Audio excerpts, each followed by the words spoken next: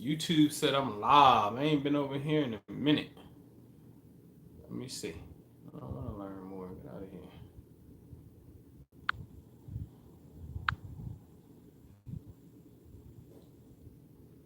See how Sprint holds up.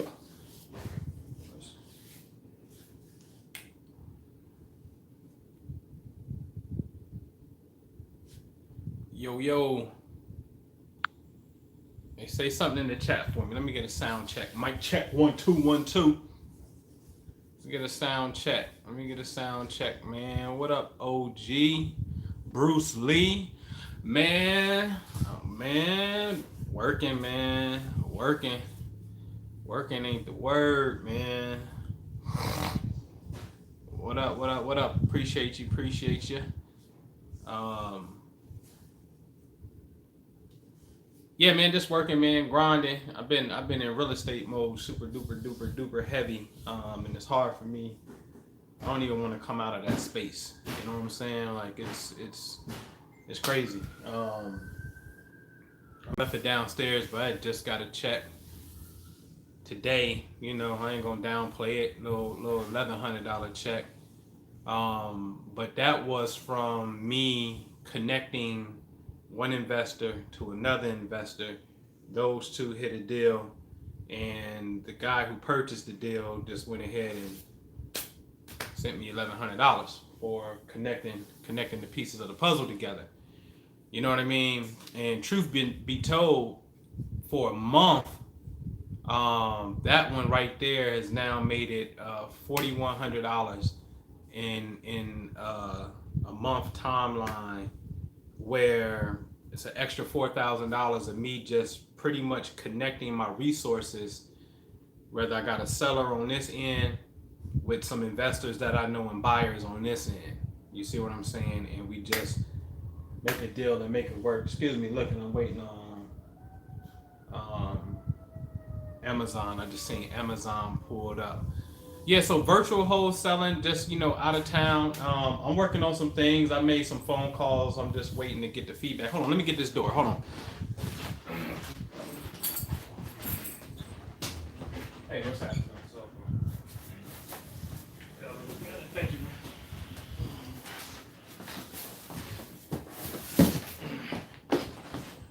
Might actually be a little bit more light this way. All right. And so yeah, virtual wholesaling. I've made some contacts. Not a whole lot, but I got to get on it because I've been to Detroit. I got me a nice little target list just for my little short period up there. Then I constantly see some things in Chicago and whatnot. So, and just waiting on, just waiting for the owner to respond, basically, and trying to catch up with them and whatnot. So it's definitely something I'm very interested in, because once I can understand the value of a neighborhood, which ain't hard to do, then you can just start getting out here and looking, you know what I mean? Or getting online and looking as well.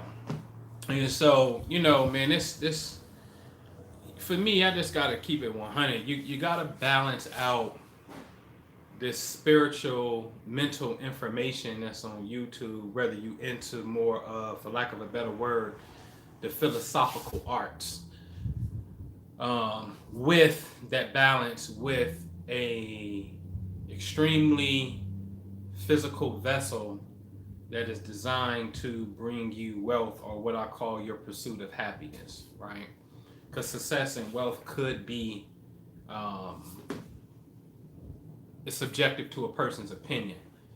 But if you can balance those two, you know what I mean, then you can, I just think it could be better and whatnot. So I'm an extremist. So, I'm fixed. That's zodiac energy. Fixed signs are Leo. I was born with Saturn and Leo. Scorpio, I was born with Uranus and Scorpio in Aquarius. And I got like the Sun, Moon, Mercury, and Mars in Aquarius. And so, that's 4, 5, 6 planets. And we only count 10. So 6 of them, 6 out of my 10, which is 60%, 60% of my chart is in the fixed signs, which means focus and don't know how to necessarily be versatile in a sense. And so I get fixated on things. And that was like fixated on astrology and that information and whatnot. And now it's translated to where I'm at right now. And now I'm trying to learn how to synthesize. You know what I'm saying? Um, so hey, what up, Ishu? You know what I'm saying? So that's the name of the game. That's the goal. You know what I mean? But I just wanted to do a quick Q&A on anything, man. Y'all got something? You know what I mean? Any questions on um, anything, subject matter? You know what I'm saying? I think all y'all here. What up, Emir? Appreciate it. I think all y'all here got an understanding of, because I want to do this social experiment, right? I've been dying to get out here in the streets, break out the camera, and do a social experiment. And the experiment is, and I think all y'all know because y'all on this channel, is like give me your opinion on Candace Owens. What's your opinion on Candace Owens? Because I got a video that I got from my dad. And we had a conversation. I brought Candace Owens up. And it was funny. I mean, funny. I can't wait to put this together. You know what I'm saying? What up? But what's y'all opinion on Candace Owens? You know what I mean? No judgment, just what's your opinion on her and whatnot. I'll tell you what my dad said. My dad was like, Candace Owens is a suck ass for Donald Trump, right? And I was like, yo, what do you mean? I was like, give me something, give me something that support that. And he was just like, looked at me again. Candace Owens is a suck ass for Donald Trump, right? And the conversation, what up, TK? What up? Then the conversation morphed into something else, and he was like, although you my son, you and people like Candace Owens need to be shipped back to Africa. And I crack up every time I listen to it or replay it in my mind. You know what I'm saying? The dude told me, my dad told me, that me and people like Candace Owens need to be shipped back to Africa, right? And I'm like, no, you got it twisted. You need to go to Africa because I'm a patriot. Like, I like America. You know what I'm saying? Like, you're here complaining about America and you get to stay, and I'm pro-American and I gotta go back to Africa. It baffles me. It's so fucking funny because he authentically believes it, right? And it's like I'll be wide. I swear, I rock with Candace O. Now, you're not gonna agree with everybody on everything, but I love the fact that you're not telling the story from a victim's perspective. See, you either gonna be a winner or you're gonna be a loser, right? And so her, and she worked with Charlie Kirk, who's the director or the founder of Turning Point USA, where they go on college campuses, having a conversation about conservative ideals and whatnot.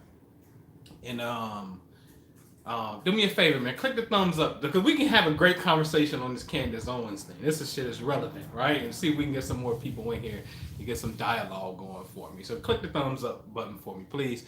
And so look, so she rocked with Charlie Kirk. So Charlie Kirk from Chicago, white boy, he creates Turning Point USA, and they was having a debate somewhere at some college. I posted on Facebook a couple weeks ago. And I'm talking about, they come with facts. You know what I mean? They'd be like, hey, the facts show that black people are more likely to get struck by lightning than killed by a police officer, right? They just come with, some facts. The Trump administration, in the first 16 months of office, has the best yada yada unemployment rate, whatever it may be, compared to Nixon, Kennedy, Bush, Clinton, Obama. Like, they come with their facts. What up, Gail? All right, they come with their facts, right? And so at the college, one person screamed out to Charlie, "Stop reciting facts." And I was like, did they just say that? Stop reciting facts. Like, here you are having a political discussion about society, policy, right? The best thing to move forward as individuals, community, state, nationhood. And somebody had the audacity to scream, "Stop citing facts." That totally blew my mind. That there are literally a group of people out here that literally say, "I don't care about the facts. It's about feelings." So I was watching the video today. I got you, sexy Lexi. Go ahead, shoot it to me. I was watching the it's super played out, right? I was watching the video today. Some black people who support Trump, and black dude, of course, you gonna find, man, from Trump, you know what I mean? And he projected negative energy. Okay, name one thing that he did that's negative. Like, name one thing. And there was a brother that was on there. Was like, "Listen, man, I'm an ex-con. I came home. I went to the White House. The White House vetted me. Said, nope, I'm a felon. I can't get in." Trump was like, "Nope, we need them kind of people up in here." I came in and was able to, get some things going, get some dialogue going, and some agenda type stuff going. You know what I'm saying? And then the other dude who was in the opposition, like, now you name one thing that supports what you hear. You see what I'm saying? And it's just funny, man. It's real funny. It's real funny to do the social experiment, man. I swear we all should engage. No matter what your belief is, you should engage in common social experiments, man, to really test the IQ of your, of the populace, man, that's around you.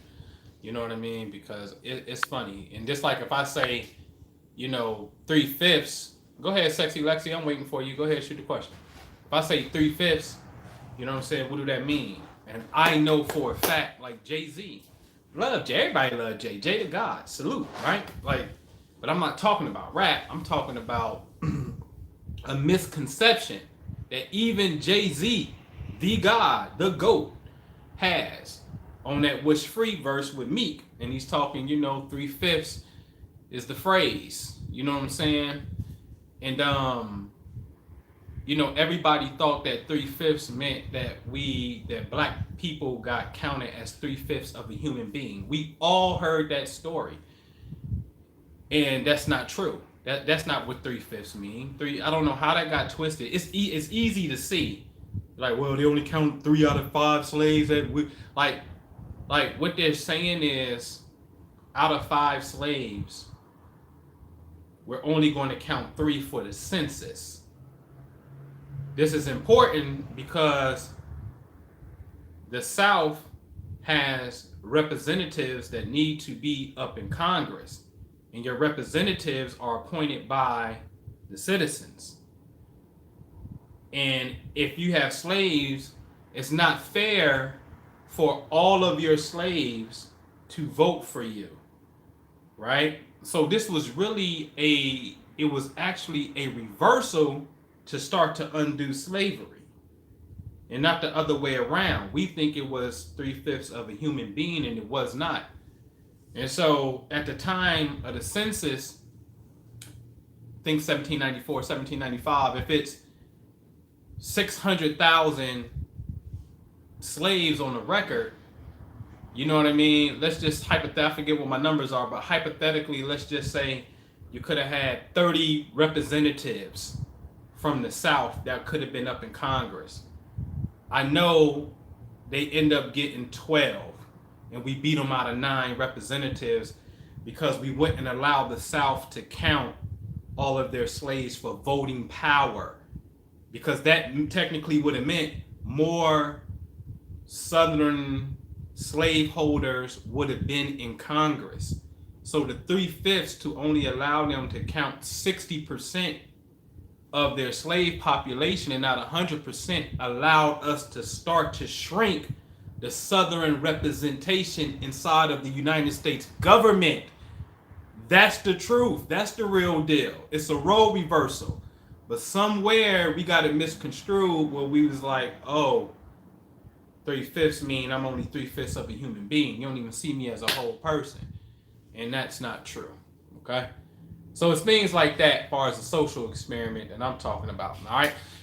So here go a question. So part of fortune in Aquarius in the first house with Leo's sun, Cancer and Mercury in the seventh. Okay, okay. Suggestion for the type of activities of work I could be involved in.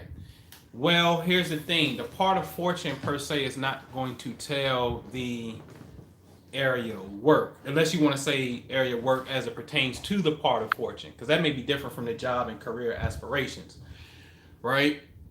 And so the part of fortune in Aquarius, the part of fortune is really just a mathematical formula that calculates the moon, the sun, and the ascendant. And they say, well, we put all of these three together, we can come out with an average and put this lot of fortune right here in Aquarius. And so Aquarius is friends, groups of people being a part of something that's helping humanity. I keep saying it's Bob Marley energy, it's Huey P. Newton energy. It's really Tupac. Although Tupac's a Gemini, what you like about Tupac is the masculine warrior energy, which is Mars. How you fight, which is Mars.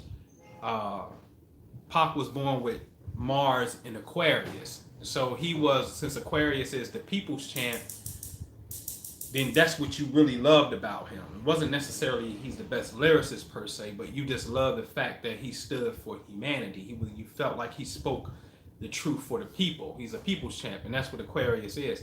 And so your lot or your fortune deals with, in the first house itself, it deals with when you take self-responsibility of doing something with the social construct, whether it be friends, group of people, or even technology even.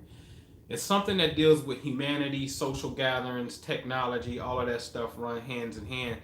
That could be very progressive and revolutionary, that you need to project out into the world, and that's where your fortune come from. Okay. So in a nutshell, friends in those group of people will be able to help facilitate your fortunes and whatnot. So I can't say far as career wise, because see what happens in this science, if you got a cluster of energy sitting in one space that's not career, that's not job, that cluster of energy, I guarantee, will be more of your thinking. It'll be more of your imprint, because there's a swelling of energy that's right there. And so if you can imagine, like my chart, let's say Pisces is the midhaven, which is the career, which could deal with hospitals. At one point in time, I worked at a hospital. It could be hospitals, spirituality, my sixth house. Like, let's just say I don't have anything there. I don't have anything in the 10th house. But let's just say I got a cluster of energy, which is true, in the 8th house. And so now the 8th house becomes about joint finances or investments, right? And so at a very early age, I was invested. When I was 19, 20 years old, I was inside of a 403B plan. You know what I mean? I was dealing with mutual funds and growth in income funds, Vanguard 500 index fund. At a very early age, I was inside of investments, and now even progressed to where I'm at now, creator of the Prosperity Investment Group, because I got a stellium of energy in the 8th house. And so now, if you looked at my career line by itself, you would probably think that you would be doing something, else. But this cluster of energy is taking precedence in my life because it's a cluster of energy. And so you have to kind of see where your cluster of energy is at, if you have it. Some people are spread out a little evenly, and some people are a little bit more condensed. So that condensedness is going to really have a little bit more precedence. So you got to look at it in totality, right? Yeah. Proneath. I hope I'm saying that right. You know what I mean? Right. For sure. I agree 1,000%. You know what I mean? And I'm telling you, this opportunity zone thing is a game changer, a total game changer. You understand the flow of an opportunity zone of getting in there, making money, and your taxes being pretty much wiped out in 10 years. You don't have to pay no tax. So and you don't have to be a real estate investor. You can be inside of a business that exists inside of an opportunity zone and see how those benefits, how you can tap into some of those benefits, man, because there's a lot of money on the sideline in capital gains in the form of paper, and a lot of people don't want to cash out because when you gonna lose 30% of that, like you imagine having just a measly 100,000 and you got to pay 30,000 to Uncle Sam. Like that's a big chunk of change. So now imagine having a million and you got to give up 300,000 to Uncle Sam. You see what I'm saying? And so now imagine having 10 million and you got to give 3 million to Uncle Sam. You see what I'm saying? 100 million, you got to give 30 of that away to Uncle Sam. You see what I'm saying? That becomes a big chunk of money and purchasing power that you can do something else with. So there's a lot of money in capital gains that is sitting in the form of paper, whether it could be a stock where you up 100,000 on paper, but the moment that you go exchange that paper in for cash and you put it in your account or your pocket, that tax is due. And so now the opportunity zone, you welcome, Sexy Lexi. The opportunity zone allows you to transfer that money over into a distressed area, and pretty much all of the inner cities are opportunity zones. And see, this is why I don't rock with the conspiracy stuff, because like the suburbs are not opportunity zones. You know what I'm saying? Now I haven't used it yet because I haven't been out there driving for dollars because I got a list that I need to go through on the calls. But I just put it on the phone, but I didn't sign up for it. But I got it, and that's Deal Machine. But so the opportunity zone allows you to, memory serves me correctly, for 5 years straight. If you don't pull out no capital gains, then you only get a 10% tax versus, let's just say, a 30% tax. In 7 years, I think it's 5%, and then if you leave it in for 10 years, and then you cash out after 10 years, all capital gains, the government say, man, go ahead, because you've been investing in the area for 10 years straight without pulling your money out. We appreciate that. We don't want no tax. And this is this is inner city neighborhood stuff. And so, you gotta have a seat at the table and get in on these deals, because nobody's stopping us from getting in on these deals. I'm telling you, from the real estate standpoint of view, man, I know what some development is taking place at, where I got offers on some things, man. Ain't nobody stopping. You know what I mean? I know what the big boys of the neighborhood is offering, to try to get a piece, to really own this entire block. You know what I mean? And I'm looking to become a neighbor. You know what I mean? And nobody's stopping. Nobody's stopping us. You know what I'm saying? So this is a crazy, great opportunity to look into opportunity zones and start taking your time out to do the due diligence to see how you can benefit from this particular structure, because it's freaking amazing, man. Amazing. You know what I mean? Anybody else?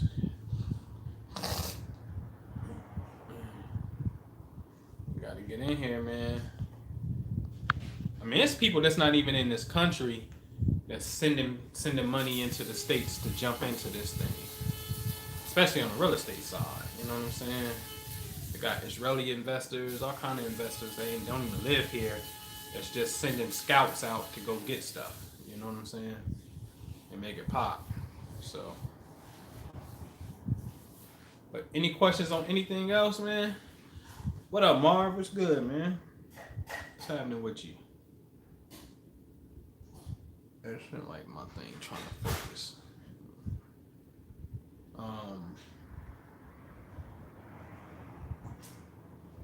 Yeah. Any questions on anything? There we go. I think I got it.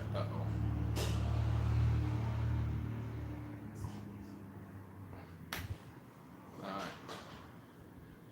right. So yeah, if you hey man, do the Candace Owens challenge, man. I dare you ask people what they think about Candace Owens. That'll get some great conversation going. You know what I'm saying? But any questions on anything? You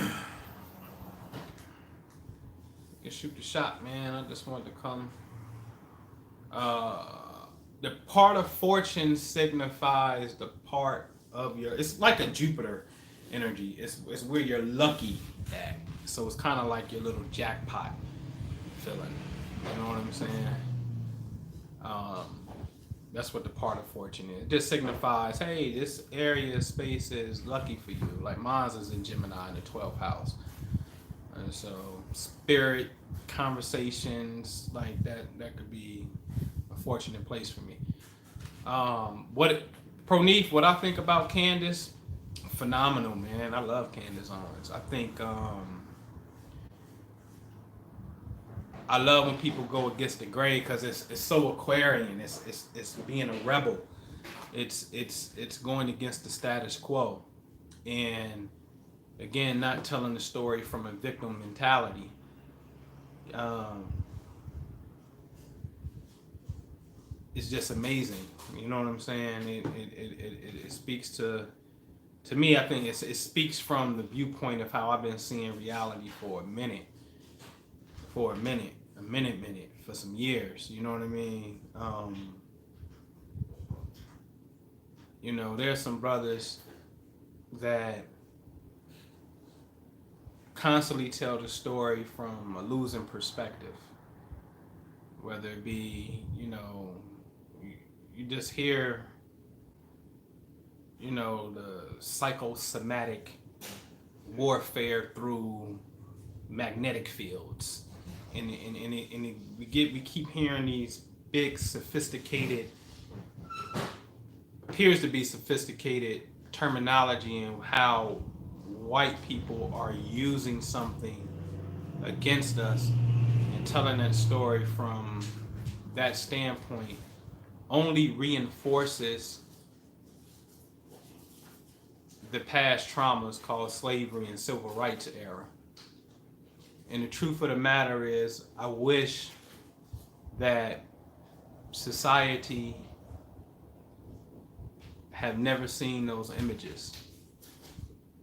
Because those images of the past has created a severe trauma that literally makes us think that we're living in a worse time or as worse as the time when people were getting dogs and fire hoses sprayed on them. Because you would have grown men that say, you were like, are we free? No, we ain't free. You talking about we ain't free? It's more sophisticated now. And they think, literally they think that, the trickery of slavery is in a more sophisticated form and you're worse off today in 2019 than you were in 1619, 400 years ago. And it's just absurd. You know what I mean? And then every time somebody make a victory and get their victory lap, it's the Illuminati when they get success. You see what I'm saying?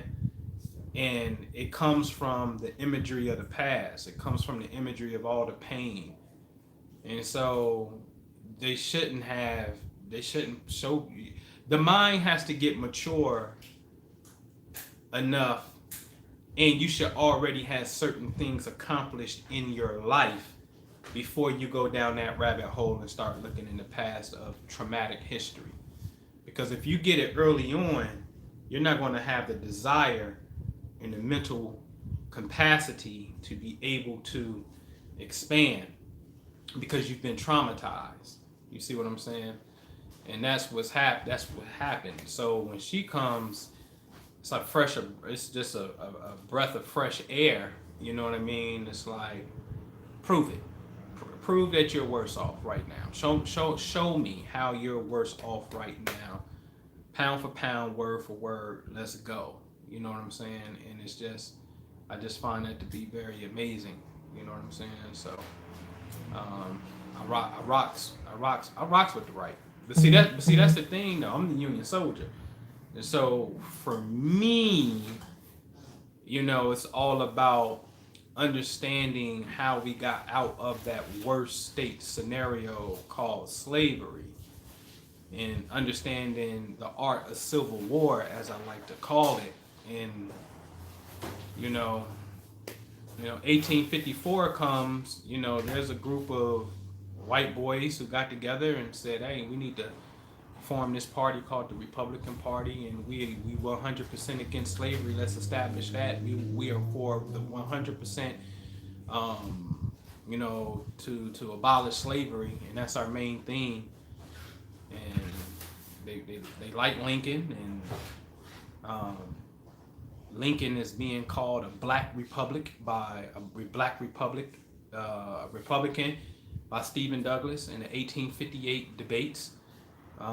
Lincoln is being called, the whole party is called Black Republicanism, because the Southerner white boy who don't like black folks literally view Lincoln and this newly found Republican Party as black lovers. So they called them Black Republicans, Black Republicanism. And just to be able to see the strategy and the skill, sometimes Abe Lincoln had to speak with a forked tongue and say, I think that the blacks are of the inferior race and I belonging to the superior race, don't agree with mixing them in. But then Stephen Douglas calls him out on it, like, whoa, wait a minute, man. You just said something different. You just said you 100% against slavery. What are you talking about? Because in Illinois, back in those days, Southern Illinois was like being in the South. Southern Illinois used to pass some of, you couldn't even bring free black people inside of Illinois at one point in time. And if you got caught doing it, you would get in trouble for it. So Southern Illinois was like the South, mid-Illinois was mixed, and then Northern Illinois was like the North, how it was, where it was you got free reign to speak how you want to, Abe. So you have to learn where you was at in the demographic on how to say certain things to win people over. And sometimes that came at the expense of acknowledging the fact of the matter within that time, dealing with status at law. Status at law at that time, where you were in an inferior position at law. So it's not a lie, and it's not a bad thing to admit it, in my opinion. But to be able to see the art of war of what took place, and knowing at the same time in 1854, there's Bleeding Kansas. This war that's so thick. That's really the real Civil War. Bleeding Kansas kicks off, and it's some white people who are fighting against the Western expansion of slavery so bad that there's so much blood being spilled, they call it Bleeding Kansas. And these white boys who are fighting on our behalf is called Jayhawkers, and the ones who's fighting to have slaves and expand it west is known as the Border Ruffians. And this takes place from 1854 all the way on up to the start of the Civil War, which is 1860, just 6 years later. And so once we get inside of that whole thing and see what happened, and we all salute Harriet Tubman, but we never talk about the fact that Harriet Tubman was a Union soldier. She was a spy for the Union Army, and she was on the payroll and got money from the United States government, i.e. the Union Army. We never talk about that part. We never talk about the part of Colonel James Montgomery from Ohio, who rode with Harriet Tubman. First, he was out west in Bleeding Kansas, raising up his own militia, a group of men. Like, you have to really think of the mindset. It's like, hey, I'm going to raise a group of militia. Everybody get some guns, and we about to go bang against anybody who wants slavery. Colonel James Montgomery did that, and then he would later link up with Harriet Tubman and provide her with weapons, and they would go down the rivers and do what ultimately became known as, freeing slaves and whatnot. So we don't talk about those great victories and how we that transition happened. And when you understand that transition that happened, I'm gonna be honest with you, just on some street G shit, we owe it to ourselves to look into that history, and we would have to admit that the formation back then of that Republican Party was 100% about the advancement and freeing black folks. I'm not talking about what it is today and George Bush, who later became, I ain't talking about all that. I'm just talking about the inception point. If you go type in who created the GOP, the Grand Old Party, you're going to see a guy by the name of Hannibal pops up. Hannibal Hamlin, who was the vice president of Abraham Lincoln. But I just find it ironic that Hannibal was this little short war general in Africa who was going through Rome and kicking ass. And then you have a Hannibal on this side of the hemisphere who was like, yo, I'm going to be a part of creating this party that's going to free Africans too. And so it's kind of like this twin effect that happens in the Matrix, where you have Agent Smith, the twins. Because the truth of the matter is, if you understand your body, the left side, right side, the hemispheres of the brain, left side, right side, the Bible tried to give it to you with Cain and Abel. If you understand the earth, when you cross the Atlantic Ocean and these continents divide, what's known as the Eastern Hemisphere and the Western Hemisphere, these sides mirror one another, but yet they're different. And so what takes place on one side in math, you must also do the same thing on the other side of the equation in order to balance the equation out and get the proper mathematical answer. And so when you start seeing things in Africa, that's why years ago we did the America Bigger Than Egypt tour, where the Nile River, the Blue Nile and the White Nile in Africa is really the Ohio River and the Mississippi River. And note that the Mississippi and the Ohio meet at Cairo, Illinois, and Cairo is the name of a city that's in Egypt. And when you start to zoom in on the map, even where Ptah and them was at in Africa, in Mennefer, known as Memphis, Egypt, you have Memphis, Tennessee, that has this big blue pyramid glass building called the Pyramid Building that's dead on the Mississippi River as if it was in Africa. And when you go up the Mississippi River from Memphis, Tennessee, which is Mennefer and Memphis over in Egypt, when you go up the river north, you would end up in Cairo, Illinois, like Cairo, Egypt. You would end up, you could further go up the Mississippi, you'll see a city called Thebes, like Thebes in the city Thebes over in Africa and whatnot. You will see Great Pyramid Park in Illinois and whatnot. You just see all these, it's like, whoa, wait a minute, we got it's like you literally have an Egyptian side that even at that time, see, that's the naming of the cities at the time of slavery and stuff like that.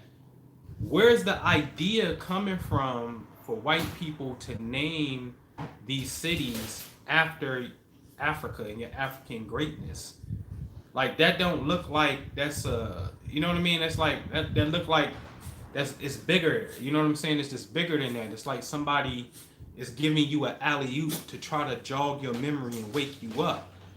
But you got to understand both sides of the equation here. And when you look at, see, this is when you, to me, it's like this is a holistic approach, because you're looking at Earth as a creation, and you're looking at the Western Hemisphere and the Eastern Hemisphere, and you start to see these mirror effects like Agent Smith in the Matrix. You see what I'm saying? Who's able to penetrate the realms, right? And so, magnificent stuff. It's just magnificent stuff that's on the side. You know what I mean? And people who later play out these roles through events, you know what I'm saying, becomes prophetic even. You know what I'm saying? Whether it be Abraham's children will be held in bondage for 400 years. And then, and you got to look at that, man, because if slavery started in 1619, it was only the 400 years this year, 2019. But it's been Noble Drew Ali and especially Master Fard Muhammad and the Nation of Islam in the 1930s was already talking about we've been in bondage for 400 years. When? It wasn't 400 years on the record book of slavery. You know what I'm saying? Um, Even if some got that John, what I forget the name of that shit, but even if they got slavery on the record at 1555, you know what I mean? It would be 1955 to be 400 years, and it wasn't 1955. It was like in the 1930s. So it wasn't, 20 years. I get it and whatnot. But my point is, man, like this stuff becomes, the John Hawkins, right? It becomes prophetic, right? And see, like you said, you live in Memphis, and then see, at one point in time in Memphis, it was a replica statue of Ramses that used to be in front of the pyramid complex, like you were stepping back into ancient Egypt. But when you look at Memphis, Memphis is said to have the first Black Wall Street in the section known as Orange Mound. All right, so Orange Mound had the first successful Black cultural center of economics and whatnot. And when you're dealing with mounds, mounds are pyramid-shaped structures that are made out of the earth. They're earth pyramids, is what they are. Instead of having limestone, they just build them out of the dirt and the grass and put them. Sometimes they be having bodies in them, and sometimes you can do, they're built for other things. The priests will have a mound and things of that nature. You know what I mean? So in fact, I'll be there the 16th. Yeah, I'll be there. I'll be there Friday the 16th and that Saturday the 16th to go move around and look at some real estate and kick it with my mom and stuff. So I'll be in Memphis that weekend. We definitely can link up and whatnot. So you just start to see it, man. So that's my thoughts about it. I just think it's all great. You know what I mean? And it's a grand story that's being told. I think somebody had an Astro question. What was that? Today's my solar return. Oh man, happy birthday. Man, happy birthday, happy birthday. Man, since I don't have no chart, 5, 10, 94, I would just say, definitely get focused and think about what you want to accomplish by the end of the year. The end of the year ending on your birthday, next year, or if you want to put it within this calendar year. But now is the best opportune time because your first cycle of 52 days is about to start. Because we go through 7 periods of 52 days, which would be 364. Then the 5th day is 365. The year is complete. So today is day 1 of a whole brand new cycle for you. So, if you got some clarity on where you at, beast out in these next 51, 52 days as it pertains to the goal. You know what I'm saying? And, being a Taurus, that's values and money. You know what I'm saying? And, what's your financial goal? You know what I mean? And having some clarity on that and really being stuck. Taurus is a fixed sign. That's why they say stubborn like a bull. So you want to be fixated because Taurus comes in the middle of the spring. You see what I'm saying? And so, get fixated on what it is that you want to do. And, keep working it, man. Keep working it. You know what I'm saying? Hey, peace. What's happening? Yeah, be the more for real. Like, let's really, really, really, really, really do it. You know what I'm saying? And I've been over there to the little Orange Mound barbecue, little tiny little shack, little thing. What up, Dewan? You know what I mean? What do you tell yourself at the start of your day mentally and at the end of your day? Man, so at the beginning of the day, I got a 10X planner. You know what I'm saying? And you have to write down your goal. So for me, I write down my financial goal, or what it is by the end of the calendar year. And so it is to make boom, boom, boom, bam. You know what I mean? I got my financial goal. And at the end of the day, I have to do the same thing.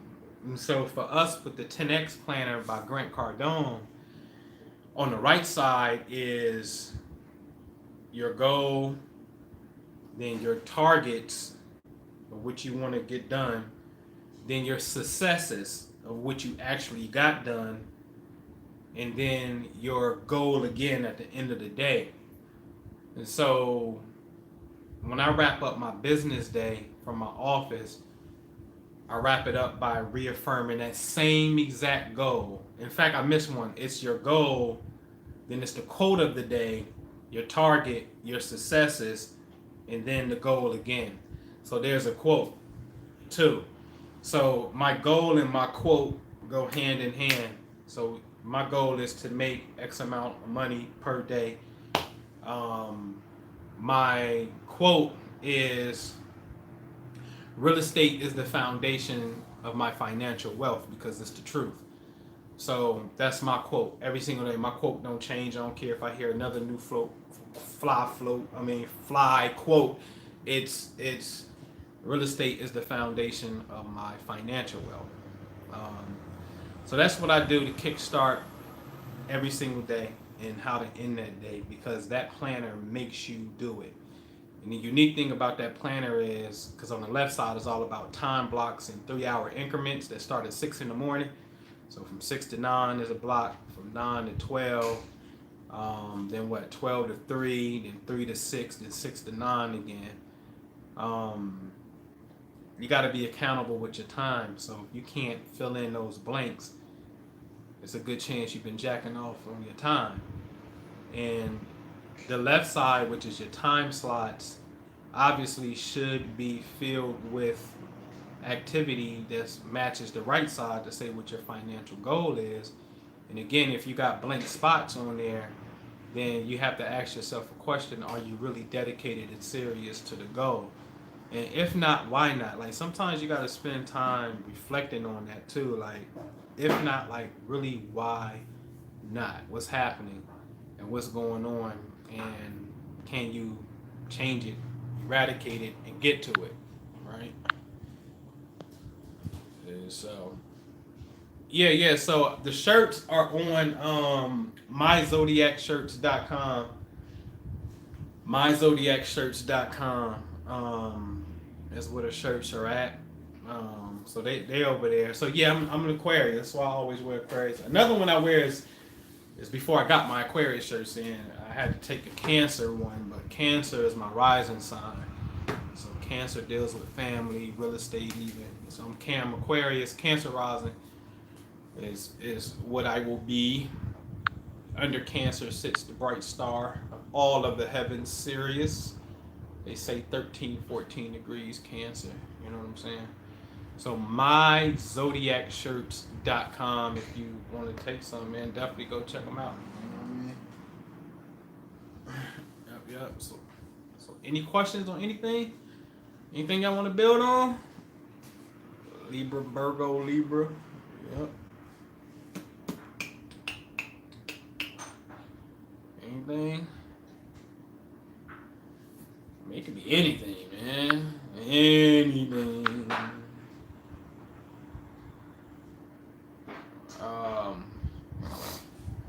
Is the menstrual cycle natural based on your knowledge? Man, that's interesting.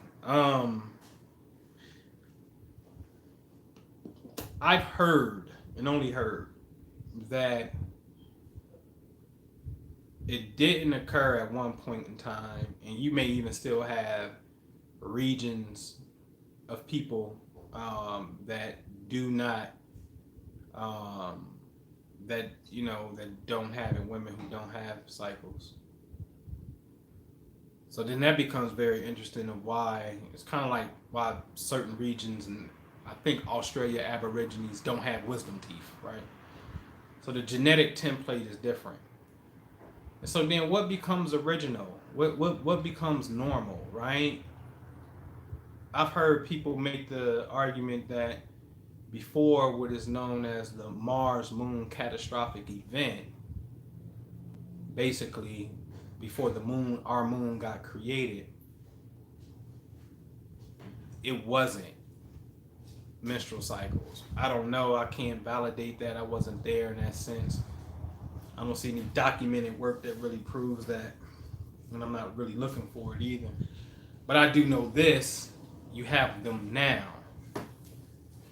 So it appears to be a normal process at this particular spot of the stage of evolution. So I really can't say if it's natural or not, but what I will say is this: you do have a natural correspondence with it. And so I study menstrual cycles.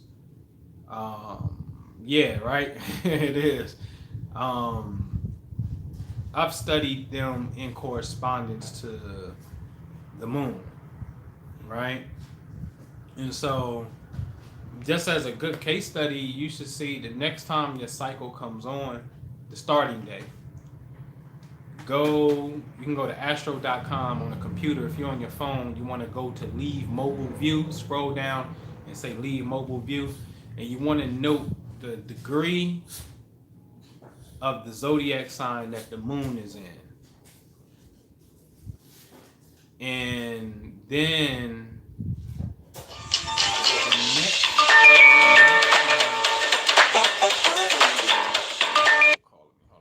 the next month, when it starts, you want to see if the moon is in the same zodiac sign.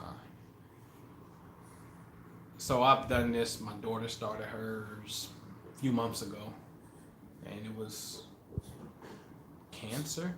Yeah, Cancer. So I know when the moon is Cancer, then it was Gemini, and like Gemini, Cancer. It's like it's always been back and forth right there. And so now I can make only thing I need is two patterns, the first two to match, because now I can make a prediction. If the first time come in Cancer, I can hypothetically say the next one's going to be in Cancer, but I'll just wait to see if it matched. So I'm really waiting for the first two occurrences, or the first reoccurrence to occur before I make the prediction. But long story short, I've done case studies on these things, and it's bam, bam, bam every single time. So now I can make a projection into the future to say, okay, you would come right here. Because there's some type of correspondence with the moon's location and menstrual cycles. And I remember hearing Neil deGrasse Tyson, astronomer who don't like astrology whatsoever, give an astrological correspondence. And I don't know how he didn't see he was doing that. But he was like, if a couple conceives and it's a full moon, and the woman goes and the couple goes full term, which will be 10 months later, the moon will be full again. And I'm like, dude, you just showed a cosmic correspondence to the human reproductive cycle. And you say astrology, like that's a form of astrology. I hope you know that. Because astronomers, you strictly supposed to stay out there. You're not supposed to talk about the correspondence of how the physical body in space is mirroring human behavior. That's astrology, sir. Okay? But anyway, to answer your question, I can't say if it's original or not. I can't. But what I can say for study is there appears to be a striking parallel with that cycle in the moon. That I can say. All right. So astro.com on the computer, you will see on the right hand side, it's a box that show you where the sun is here today. The sun will be 5 degrees Leo, but it'll show you all of that. If you're on your phone, you have to scroll down, and it's going to be a link. It's going to say leave mobile view. Leave the mobile view, and then it'll show it. And it's going to tell you where the moon is at. But you want to do it on the first starting day. You know what I mean? And then just clock it and see if you can get a pattern going. Because if you get a pattern, then now you can make a projection. And that's dope to me. You know what I mean? All right. I've been trying to be aware of quantum physics in my life and the program it to benefit my grind, but right now I'm a beginner. Any tips? All right, so we got to be clear that we understand the same term. I'm a big fan of understanding terms because I think we assume, right? So a good case study would be ask someone who you love, especially if you say I love you, ask them their definition of love. Or both of y'all get a piece of paper, freestyle, and just be like, in one sentence, write down what love is. And then you write down what love is at the same time. And see if y'all got the same thing. I bet you don't. It's a good chance that we don't have the same definition. My point is, I think we oftentimes think we're talking about the same thing based off of our definition of it, but we don't know that we got different definitions of the thing that we're talking about. So I'd like to get clarity on it. So I'm going to tell you my definition of quantum physics so I can answer that question. Quantum physics to me is the study that goes beyond classical Newtonian physics where things don't make rational sense. They make rational sense to me, but in comparison to the model of science, they don't make rational sense. An example of it will be in practice would be like I got a testimonial that I haven't shared yet.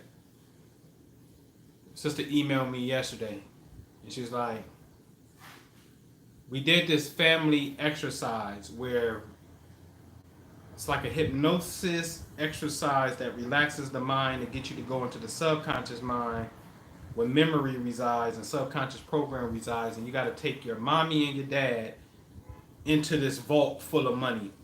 The amount of money that they was putting, each family member, mom goes first, then dad, then you, put money in this money counter.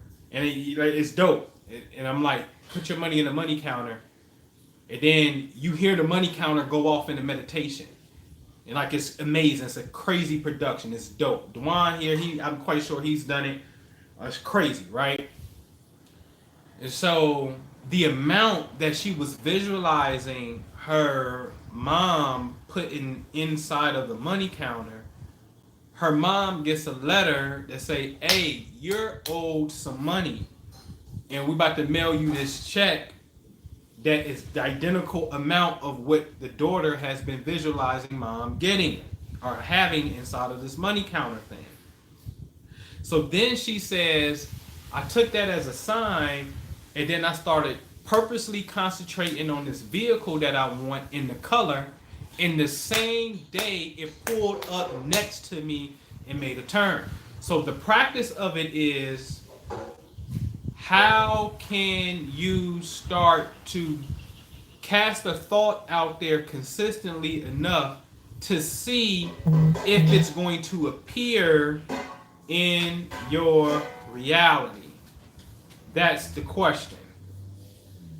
And so to answer your question on how to apply it, you have to be consistent, and you can't be fragmented with a lot of different other things, because the goal is like a pie or a piece of cake. That's the fat boy in me. In the moment that you slice it and you share it with this person, the idea, even just talking about it and sharing it, you're starting to water it down because you took a piece away from it. You see? Or the moment that the pie, this represents 5% of my attention is on this, 3% of my attention is on this, 10% is on this. It's not holistic at that point.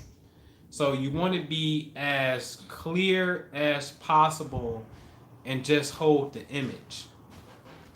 There's the masculine form and the feminine form of thought. Masculine form is is imagination, because you're purposely conjuring up a specific image and you're imagining it to be real.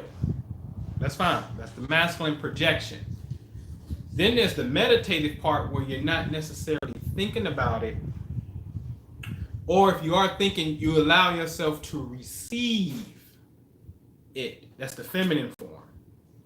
And so you have to figure out, based off personality type, what is your temperament? Are you yang? I like to project. I'm a projector. Or are you more feminine? You like to sit and you can send it out there and you can just kind of want to receive. And when I say receive, that don't mean not do no work. Let's be clear. Okay? But start making sure that you got a lot of time. Just make sure your time of your mind is not fragmented and you're not scattered. So you can say, hey, this is the goal. This is on the vision board. And most importantly, to be able to walk the path towards the goal is the best part. That's when things start lining up. So if I want to get in real estate, I'm not just going to simply by myself visualize being in real estate. I want to visualize being in real estate, and then I also want to get out in the field and I want to go driving for dollars. And then when I see somebody working on a house, like real story, me and Dewan just got off the phone talking about this. I'm driving for dollars and see some guys working on the house. I go up to the house, knock on the door. They're having a meeting. Guy come to the door, like, yeah, man, help you? I said, yeah, man, my name's Noble, man. I'm a real estate investor in the neighborhood. Would you happen to know, are you a contractor? He was like, no. I'm like, would you happen to know any contractors? He was like, man, I'm an investor and all my contractors are in-house because they're so hard to keep. So I just, and I got a lot of houses. I'm busy. And I'm like, well, what's your name? And then he told me his name. He's like, his name is E. And we rapping. And I was like, man, if you don't mind, man, I said, we start talking about the neighborhood and the area and where the value and what we think the future of the neighborhood is going to. It's totally organic. Knock on the door. And I'm like, man, if you don't mind, I want to make a video, man, because I also share with people to want to get in this space, to want to do it. And he's like, yeah, sure, So I shoot a video real fast and we make a video. I'm quite sure it's on my other YouTube channel, the Prosperity Investment Group. And that relationship, he ended up coming over to the first property. We got the first property in 2017. So he ended up coming over there. I'm like, man, I got this house right here. You mind come and take a look at it and give me some ideas on design and stuff like that? He was like, yeah, sure. So we met another day. He came over. And I never forget, he thought I paid too much for it, though. Like 65, I think he paid too much, right? And this guy is a millionaire. Literally, I'm not bullcrapping, millionaire. So fast forward, we go to lunch one time before, and then now we go to lunch quite often. In fact, we got a lunch date again next week. I always pay for lunch. So I do a deal around the corner, and I call him to see if he want to buy the deal from me. He give me an offer. He like, I think the best I can do would be around this. And then he like, but I'll let you know. But I went ahead and just sold it anyway. Like, it was one of those deals I just had to pick up the phone and call my top person, and it was gone, literally gone. And he offered me like 52, 53, something like 52, 55 right up in there. I sold it for 65, could have got 70. So I sold it for 65. But the same person that I got that property from had more properties, and I wasn't going to make a move on this one property. And I'm like, yo, E, you interested in this particular deal? He was like, I would be very interested in that. So I put them together. They make the deal. He sent me a check. Just got the check today. He sent me a check for $1,100 just for putting it together. You see what I'm saying? And so I'm saying that to say, I didn't do that simply from imagining with no action. I imagine, and then I go out there, and then the magic starts to happen, because in the place that we live in, the thing that you want called the goal, somebody has to sell it to you. Somebody has to literally exchange, and you got to give them the money for it. They got to go get it off the shelf if it's a product, right? If it's a new car, they got to go get the keys. Somebody got to make it. Somebody else is involved in touching it and making it if it's a physical, tangible object. Even if it's money, it still has to get printed, and the actual physical money that you're going to have in your hand was just in somebody else's hand.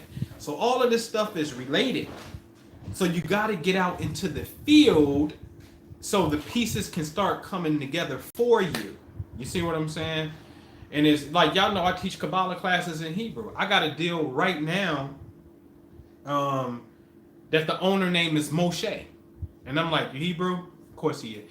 Yes, yes, yes. And I'm like, oh, shalom. And I go over there. I take him, I take him my medallion. Well, I had one on, right? So I got can y'all see it? The 42 name of God on this medallion.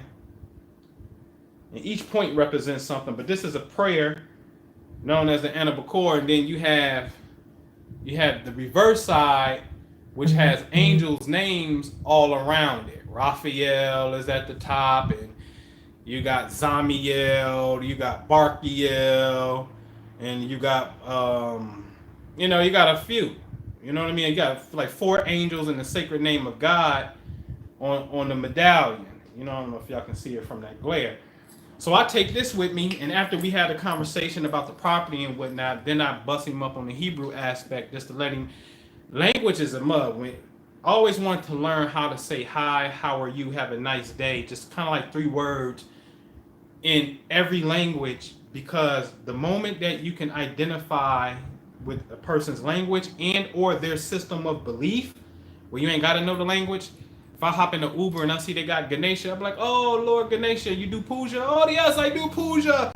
Or they Muslim, you ever been to Mecca? Yeah, I've been to Mecca. I'm like, oh, my wife been to Hajj. What? Oh, my God, I am blessed today. You been to Hajj? Like, knowledge of international affairs, other people's cultures, will instantly make you a winner.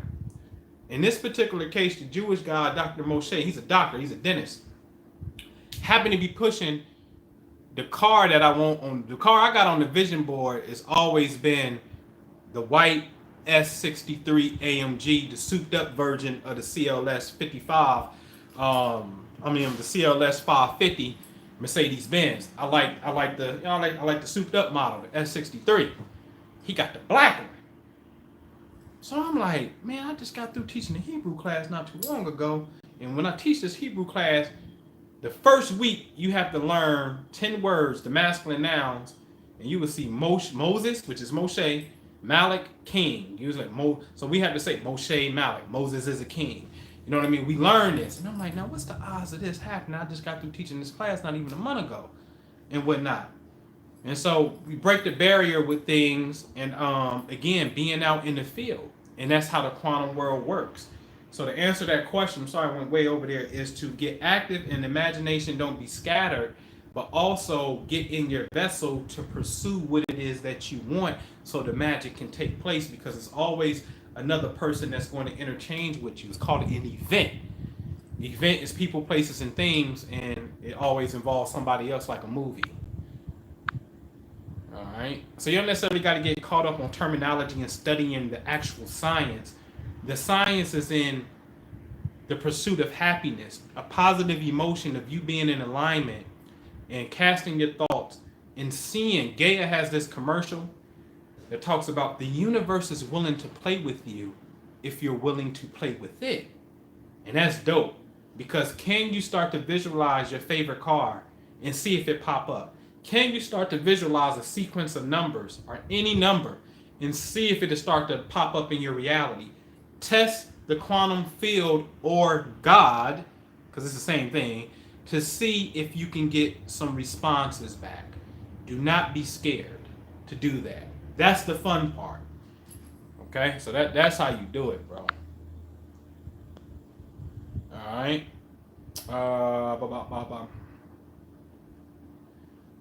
I say that's probably make believe. Is this a great year, mathematical space and time, or theoretical checkpointing? Oh man, that's a good question. Is this a great year, mathematical space and time, or theoretical checkpointing evolution? That takes me to like 2012, right? It was like 2012, the end of the world. If you know the progression of the universe, like,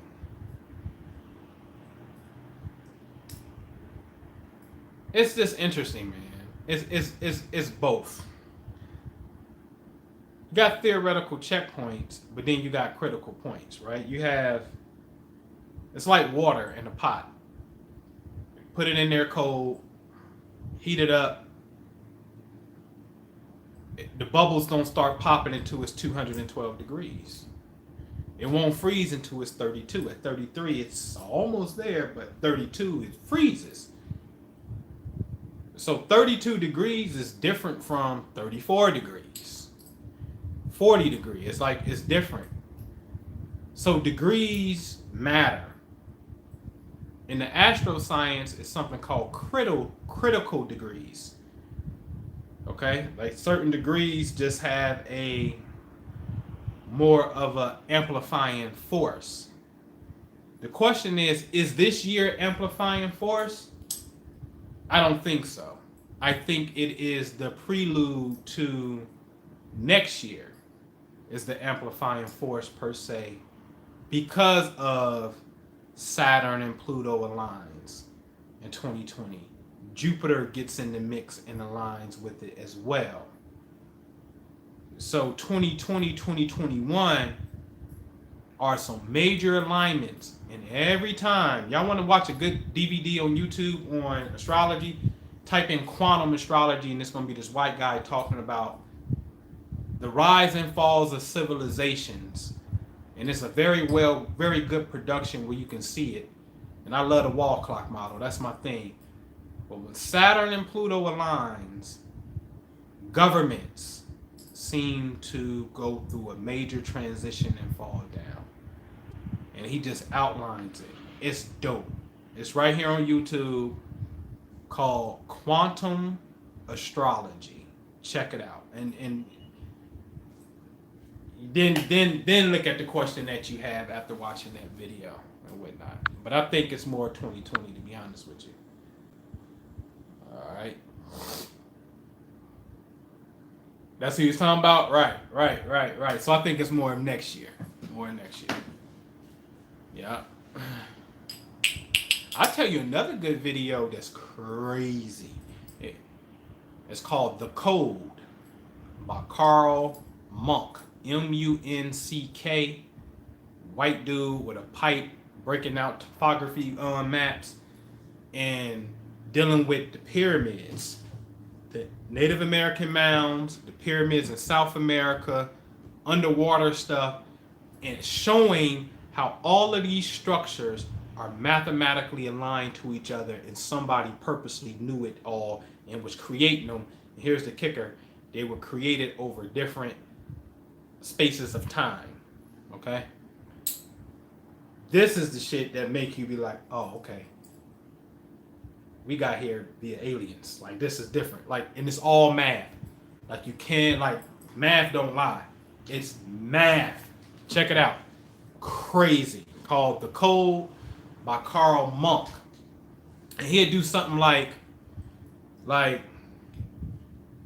latitude of Newark, Ohio, where the Great Circle is 40 degrees, 2 minutes, and 8 seconds. And when you times 40 times 2 times 8, you'll get 360 degrees, which is a circle. And then that's what they got there, a great circle.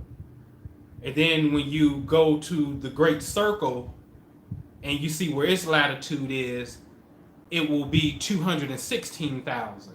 But 216,000 is exactly the same number that was over at Stonehenge, which is another circle. Oh man, it's crazy. It's crazy. It's crazy. To let you know, if you want to talk about the Earth has energy points, and it does, to understand the mathematics of these monuments, check out The Code by Carl Monk, because that's another aspect. That's why we was taking people on these trips early and going to these particular places, because we was working with, okay, you know, the grid science, all right? All right. Yeah, it's crazy, man. It's super crazy. All right. Anything else? Somebody let me know. I see you right there. Y'all, let me know what time it is. What time is it? She ain't right there. Somebody tell me what time it is in the chat. East Coast time.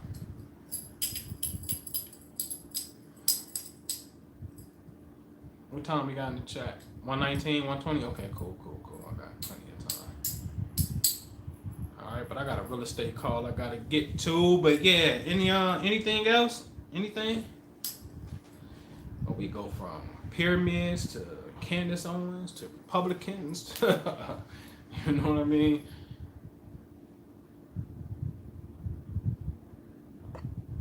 I gotta get on some calls, man. I should really strive to get in this wholesale real estate space, y'all. I can't keep stressing that enough, cause I'm about to come off Facebook in a minute. Well, we about to switch it. You know what I'm saying? We about to switch it up. I'm about to delete that entire Facebook within 60 days. So if you on Facebook, be paying attention, because we're gonna switch it up. Mainly because it's because, you know, when I first came to Facebook, I was in a state of pain. I thought that the world was out to get me and us, black people. And rightfully so. I understand that, you know, how we can get to that logic from Black Wall Street being decimated by the Ku Klux Klan. You know, the infamous injustices. And I was ready to rumble. I don't want no money, I want to rumble. Why want the money when they can take the money anyway? It ain't about the money. Knowing that you need it, and it plays a very important part in my life. I'm sitting up here telling, I don't want the money. I just go get enough to get what we need, but it's about something else. And there's nothing wrong with that mindset. It was just wrong for me. And so a lot of the 4,100 something friends that I have, they're not a reflection of who I am and where I'm going. And so for me to get on my own social media and timeline and get irritated, I don't want to do it no more. Like I don't want to be agitated. You know what I'm saying? Like I get agitated. And I'm like, why am I getting agitated? Because when I scroll down and I see comments that I just be like, yo, that's just not where I'm at. I strongly disagree with that. You know what I mean? And we know the neuroscience. Like, this ain't hyperbole. Like, when you start introducing images of fear and abuse and hangings and stuff like that, you make the hippocampus and the part of your brain that's responsible for memory, responsible for spatial perception, you start making your brain a trophy, like starts to shrink, and you literally lose brain power when you do that. You make the motor cortex that's responsible for movement stop, like a deer in the headlights. You so scared you won't move. In the media, the media does that, man. Like, you so freaking scared. The black conscious teachers do this. You so scared, we can't progress past. Listen, y'all know I ain't lying. Go to a black bookstore. You know what you're gonna get? You're going to get. I'm gonna tell you what you're gonna get at when black art stores and bookstores. This is what you're gonna get. You're going to get Africa, which is old. You're gonna get old stuff. Then it's gonna progress to slavery. Then it's gonna progress up to civil rights, and then from civil rights you're gonna get the destruction of black civilization. You're going to get Willie Lynch, Powernomics. You're not going to get nothing that is a reflection of a prosperous future. You're going to get nothing that captures the present moment of, whoa, Jay-Z got $30 million from Sprint. I don't know, I forget what the number was. Whoa, Dr. Dre got almost $1 billion from Beats headphones. How? Why? What's the story behind it? Let me send this message. Hold on real fast, man. We're not going to get, we don't have no art that talks about the present successes in the game. Like, what do you like? How do you negotiate a Pizza Hut, Rick Ross? How you do that? How do you negotiate Wingstops? How do you what do the deal structure look like? You ain't gotta tell us the number that you making off of it, but bump it. Tell us that too, though. You know what I'm saying? And so, like, you're not going to see any of that kind of stuff, man. So when you go to these shrines of Black Madonnas, and you go to these black art festivals and shit, all that shit is African and shea butter and cowrie shells. It has absolutely, there's no mirroring effect of what you want your future experience to be right here on your own land. And y'all know I'm not lying. I'm not lying. I know because this my very first brick and mortar business was an art store that I called the Heart of Africa. So I'm speaking from experience. I ain't knocking to listen. That was my first brick and mortar store. It's called the Heart of Africa. I was like 25 years old, 25, 26, right? Buying black art, buying some very nice pieces that captured the pain. Never Letting Go by, what's my man name? Beautiful picture. Never Letting Go by Sidney, I forget his last name. I want to say Sidney Carter. The American flag is draped around the man like this, and he's got whips on his back. I'm into the pain. You know what I'm saying? And then for you to become intellectual about the pain, you start teaching about the pain.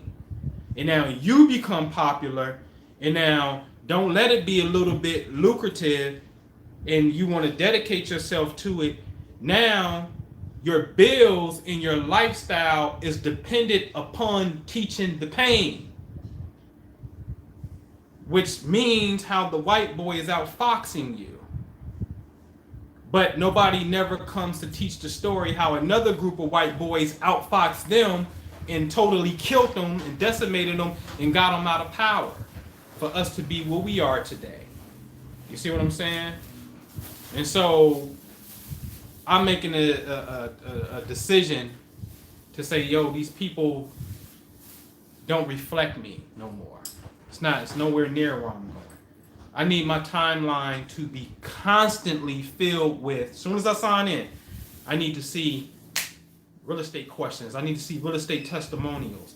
I don't want to see the Met Gala is a, what was it? Oh, a fundraiser for the Illuminati. I don't want to see that. I don't want to see the Met Gala as a fundraiser for the Illuminati. I don't want to see it. I don't want to see it. I don't want to see it no more. Nope. I got a taste of something that was called a $15,000 check. I got a taste of something when we sold the house, the first house, and what was that? We sold that for $73,900, I think. Like, I've seen $100,000 checks. I'm not talking profit. I'm just talking about being in possession to be able to do working capital, to be able to do some things. You know what I'm saying? I got a taste of 6 digits and 5-digit profit margins. You see what I'm saying? Like me personally, because I like my nature is so fixed, I can't balance that. I don't want to balance that. I want to get so fixated on success that if I ever do come down to deal with it, you're going to be in trouble because I got this thing going. And I need to get that thing going because it's going to take care of my family. You see what I'm saying? And so be on the lookout because me and Ju going to do a video together that's going to give about a 30 to 60 day timeline of when we going to shut that down.